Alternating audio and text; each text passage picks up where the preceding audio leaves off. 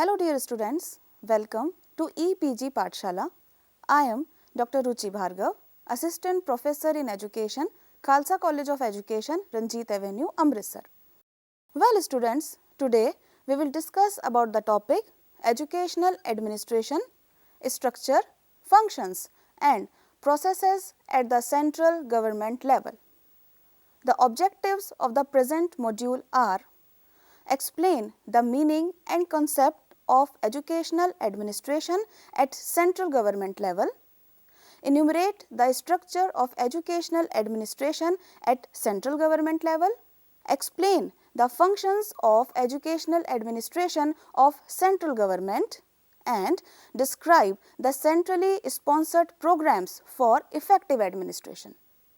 First of all, we will discuss about educational administration in India.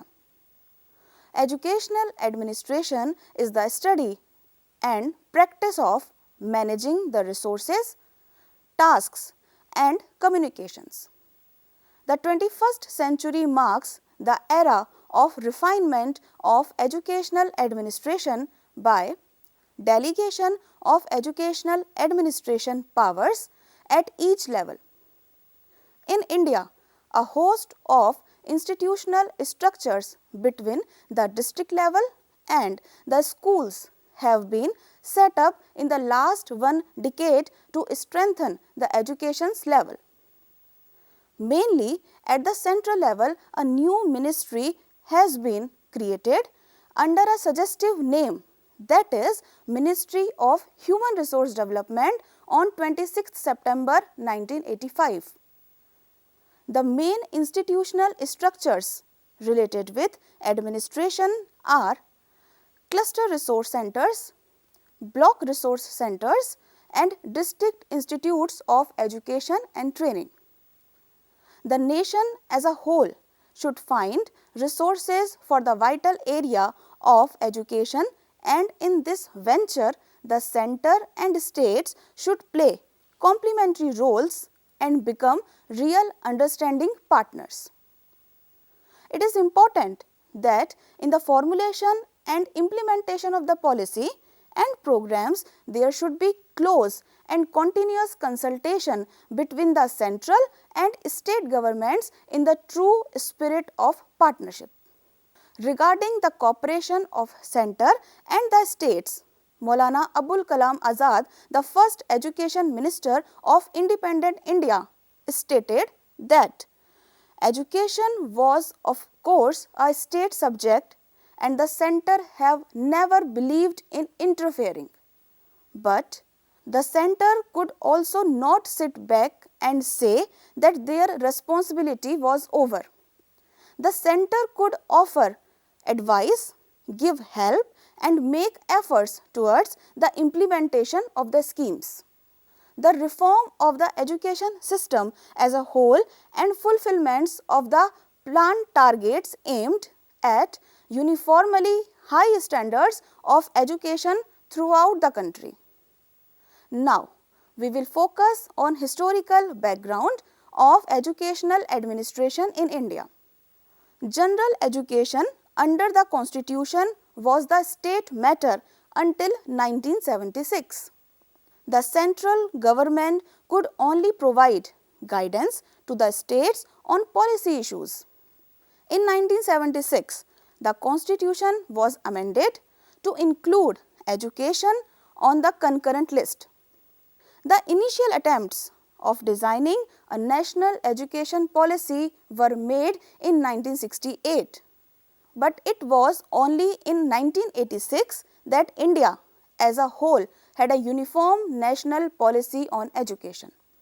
The National Policy on Education 1986, modified in 1992, defines the major goals of elementary education as universal access and enrollment, universal retention of children up to 14 years and substantial improvement in the quality of education.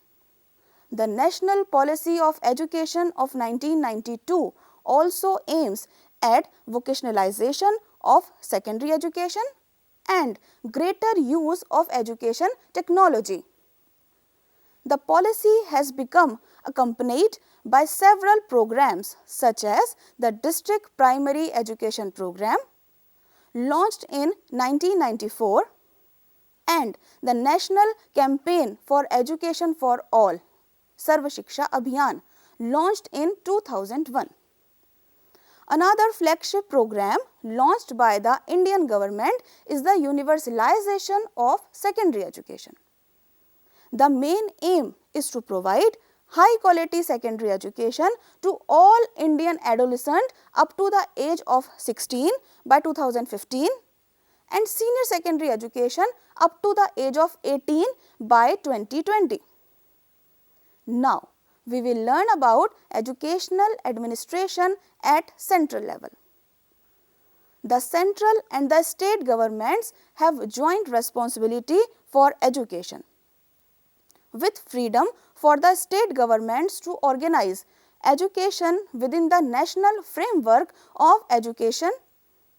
Educational policy planning is under the overall charge of the Central Ministry of Human Resource Development, which includes the Department of Elementary Education and Literacy and the Department of Secondary and Higher Education.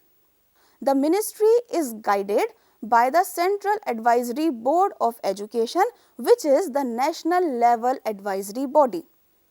The education ministers of all the different states are members of the board. The National Council of Education Research and Training NCERT 1961 introduced the National Curriculum Framework for classes 1st to 12th. It also functions as a resource center in the field of school development and teacher education.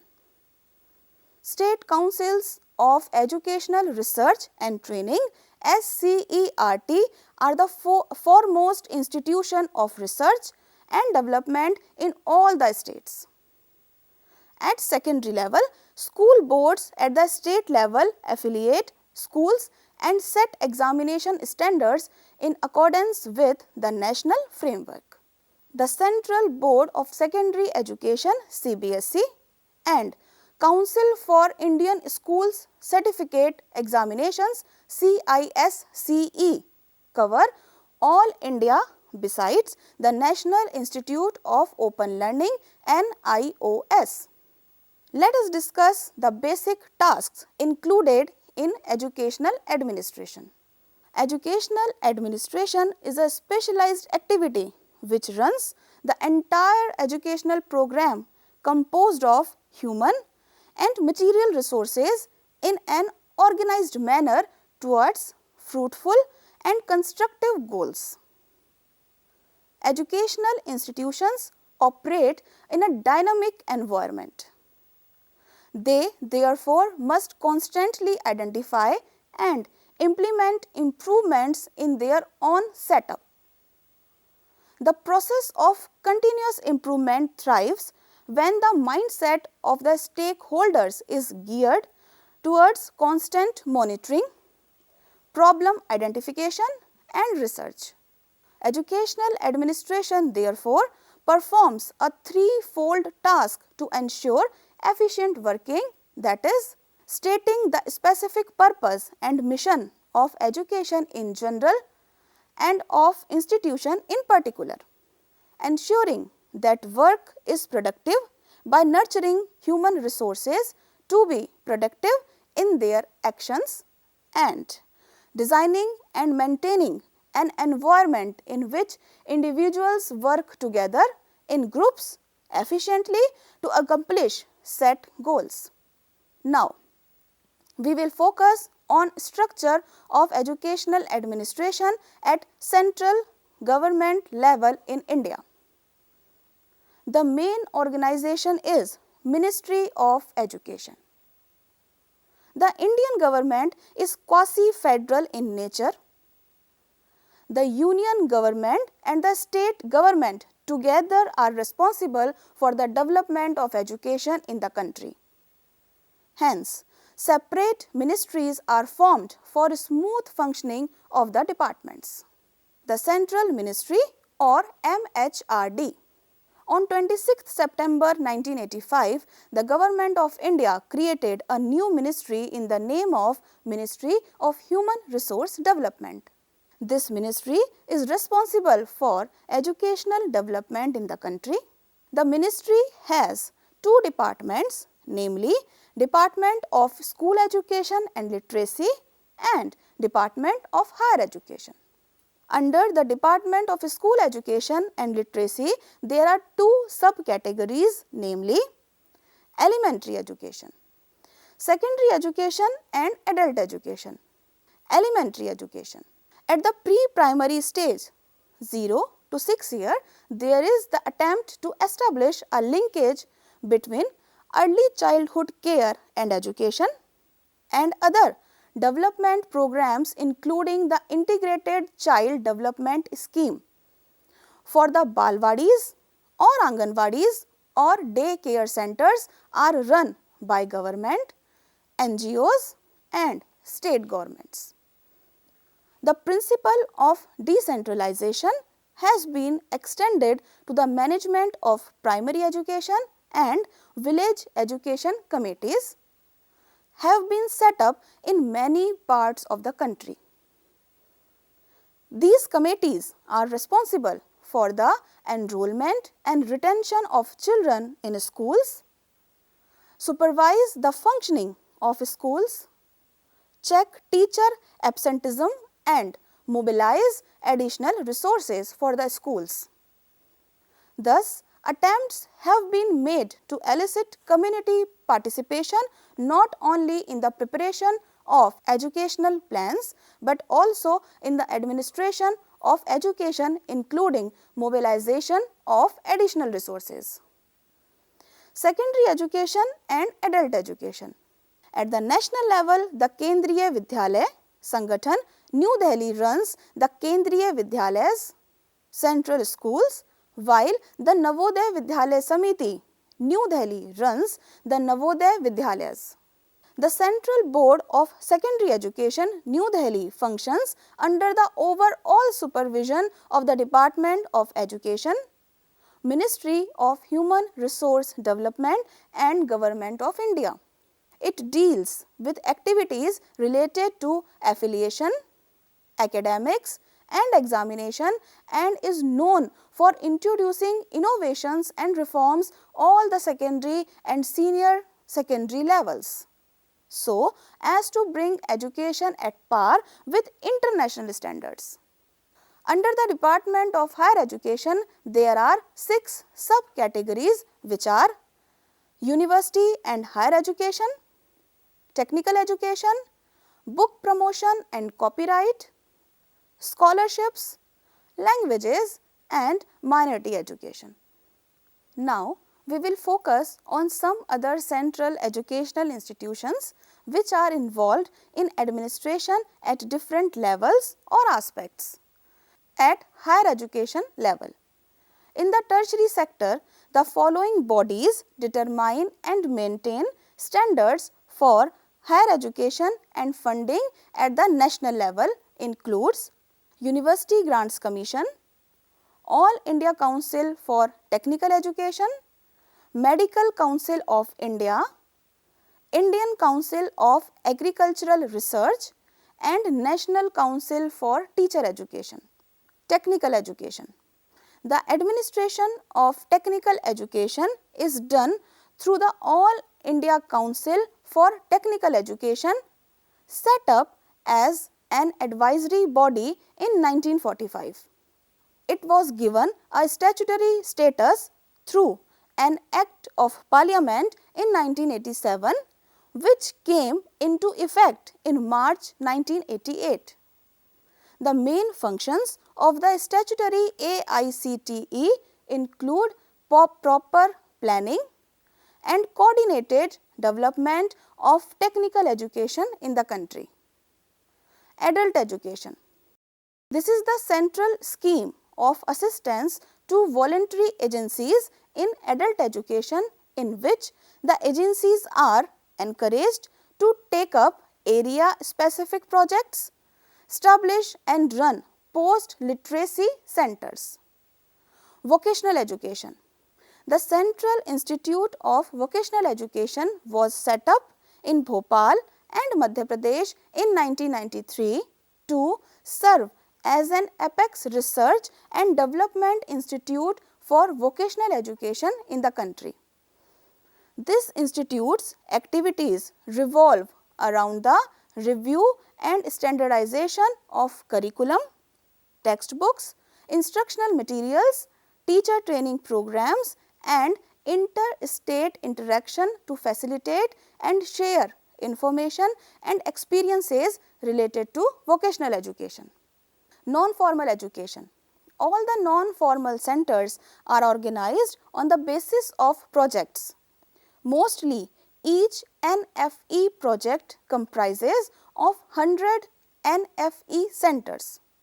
However, in hilly, coastal or tribal areas, the project may have a smaller number of centers. The monitoring of the program is done on a continuous basis at the village, district and state through VECs. District Institutes of Education and Training, State Council of Educational Research and Training and Directorate of Education respectively. Apex institutions. The NCERT is the apex resource organization assisting and advising the central and state governments on academic matters related to school education. The constituents of the NCERT include National Institute of Education, New Delhi, Central Institute of Education Technology, New Delhi, Regional Institutes of Education located at Ajmer, Bhopal, Bhubaneswar and Mysore, Pandit Sundar Lal Sharma Central Institute of Vocational Education, Bhopal, field offices in major states. The other apex institution concerned with educational planning and administration is the National University of Educational Planning and Administration. This institute conducts research, organizes training, provides consultancy services and disseminates important information on innovations, changes and development in the area of planning and management. Non-governmental organizations. A large number of NGOs are working in the area of adult education, NFE, special education for children with disabilities, ECE and teacher training. NGOs are also engaged in education and welfare of working children and street children. Some NGOs have been established to undertake innovative programs in teaching, curriculum development and teacher training. Now, we will discuss the major functions of central government in educational administration. Educational administration is regarded as total processes inclusive of all responsibilities and functions necessary for running the schools. It provides and manages various elements of the teaching-learning situation such as the learners, the teachers, the curriculum and the socio-physical environment. In the absence of these functions, the school cannot function effectively. Let us now analyze these functions briefly. First, execution or planning. Execution lays the foundation of an institution. Execution not only points out what resources are needed, but also the sources of procurement. These resources may include material resources like the building, furniture, library, laboratories, non-material resources like personnel and other stakeholders like students and parents, and abstract resources like vision, mission statement, ideologies and values. Second function is organization. Organization is an important function of good administration. The effective and efficient work of school depends upon the good organization. The essential elements of the organization are people, what they do and how they work together. Third is direction. Educational administration ensures that the directives are upheld during curriculum construction and academic planning. Direction is an important function of educational administration. Direction involves getting the work done through instructions and orders. There should be proper supervision, motivation and communication on the part of the administrator for getting the work done. Directing involves exercising leadership, motivating people, determining accountability and developing guidelines for action. Fourth function is controlling. Controlling involves measuring and monitoring performance, comparing results with plans, and taking corrective action when required. It indicates how far the goals have been achieved and to what extent there is deviation from the plans. Fifth is supervision. Supervision ensures that the plans are being executed according to the directives. It thus enhances the quality of work done and the resulting accomplishments. Sixth are advise or stimulate. Educational administration analyzes the work and manner in which work is done. It emphasizes on action plans which help remove the weaknesses and serve to accomplish the set goals. Finally, lead or assist. Educational administration not only lays down the directives but also provides a requisite support system to enable the efficient and effective completion of the set objectives or goals. So, administration is concerned with managing resources, allocation tasks, making decisions and solving problems. The function is to create favorable conditions for the educational process and their maintenance at the effective level. Now, let us discuss about centrally sponsored programs run by central government to make educational administration effective and efficient.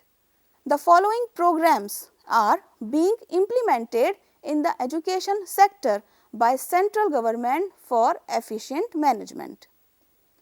Sarv Shiksha Abhiyan. Launched in 2001, Sarv Shiksha Abhiyan is one of the India's major flagship program for universalization of elementary education. Its overall goals include universal access and retention, bridging of gender and social category gaps in elementary education, and achieving significant enhancement in learning levels of children. Provisions of Right to Education Act are being implemented through SSA. Accordingly, norms have been revised or modified to align them with the requirement to RT Act 2009. Kasturba Gandhi Balika Vidyalaya KGBVS are residential upper primary schools for girls from SC, ST, OBC and Muslim communities. KGBVS are set up in the areas of scattered habitations where schools are at great distance. KGBVS program provide minimum reservation of 75% seats for girls from SC, ST, OBC and minorities communities and 25% of girls from families that live below the poverty line. National Program for Education of Girls at Elementary Level. This program is implemented in educationally backward blocks and addresses the needs of the girls. NPEGEL also reaches out to girls who are enrolled in school but do not attend school regularly. Midday meal scheme. In keeping with the constitutional provisions to raise the level of nutrition of children and enable them to develop in a healthy manner, the National Program of Nutritional Support to Primary Education was launched as a centrally sponsored scheme in 1995. Commonly referred to as MDMS, this was expected to enhance enrollment, retention, attendance of children in schools apart from improving their nutritional levels. The Rashtriya Madhyamik Shiksha Abhiyan, a centrally sponsored scheme with a funding pattern of 75:25 between center and state, was launched in 2009-10. The major objectives of RMSA is to raise the minimum level of education to class 10th and universalize access to secondary education. Scheme of vocationalization of secondary education at +2 level. Initiated in 1988, the centrally sponsored scheme of vocationalization of secondary education provides for diversification of educational opportunities so as to enhance individual employability, reduce the mismatch between demand and supply of skilled manpower, and provides an alternative for those pursuing higher education. Scheme of ICT at school.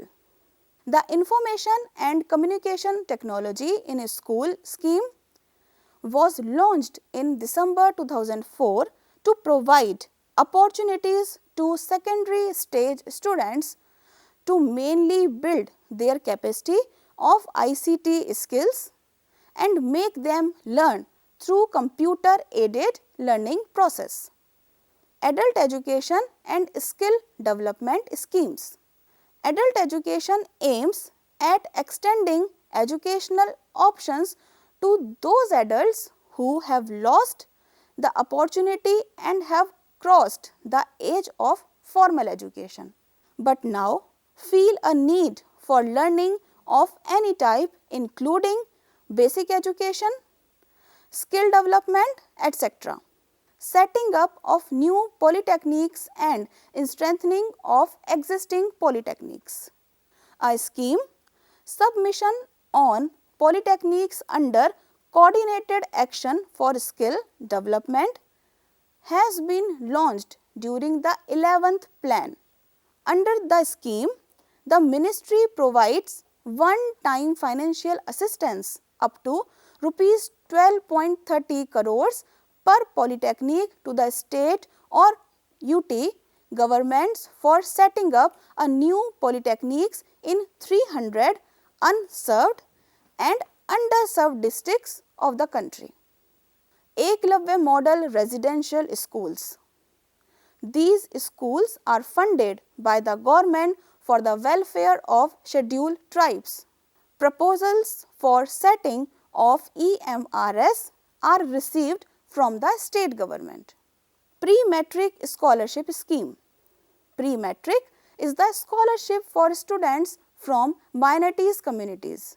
These scholarships at pre-matric level will encourage parents from minority communities to send their school-going children to school, lighten their financial burden of school education, and sustain their efforts to support their children to complete school education. To summarize, this module focuses on educational administration, structure, functions and processes at the central government level. Educational administration is the study and practices of managing the resources, tasks and communications involved in running educational institution. General functions and processes of educational administration include resource and program, planning and policy making, provision and maintenance of funds and facilities, obtaining and development of personal improvement of instructional programs, student personal services, and maintenance of effective interrelationships with the community and external agencies. The main body which regulates educational administration in India at central level is MHRD with the help of its constituents and apex bodies. The main mission and vision of MHRD is that the future belongs to India, the largest vibrant democracy in the world, teeming with opportunities. With hope in their eyes and a yearning to learn, the youth of this great nation awaits the new paradigm of education that fosters knowledge with analytical skills, logical reasoning, and the ability to imagine beyond the given. Thank you.